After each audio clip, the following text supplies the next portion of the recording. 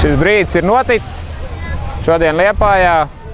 Jāsaka tā, pēc ilgu gadu gaidīšanas tiek atklāts, es teiktu, pilnībā pārbūvēts skateparks. Skateparks ir tapis pēc pašu sportistu.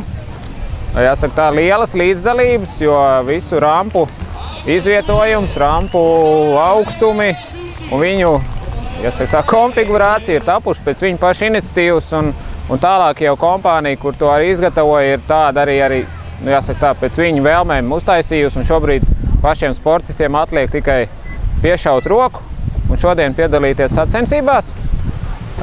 Protams, kad šāda lieta, kas dod ekstrēmiem sporta veidiem iespēju attīstīties, ir ļoti laba, bet redzot šo rampu iespaidīgumu, man tomēr ir, izmantojot iespēju, arī jāsaka un jāatgādina par drošības lietām, kuru es ļoti aicinātu skateparku apmeklētājiem, vai viņi brauc ar dēli, vai ar skrituļslidām, vai ar riteni, tomēr ievērot.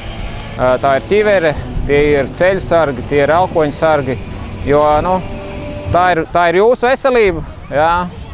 Neviens cits, kā tikai jūs paši, varat līdzēt savai veselībai.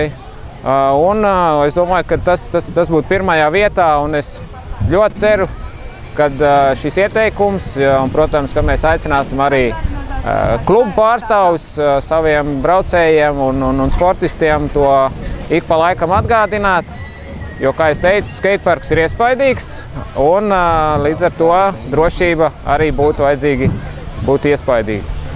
Ar šo parku es domāju, ka paši skateboarda un ekstrēmo sporta veidu entuziasti saist lielas cerības, un no Liepājas pilsētas domas sporta pārvaldes es domāju, ka mēs gaidīsim un būsim gatavi izskatīt jau piedāvājums, lai šeit rīkotu pēc iespējas lielākas sacensības un sportisti rādītu savus varējumus šajā iespaidīgajā skateparkā.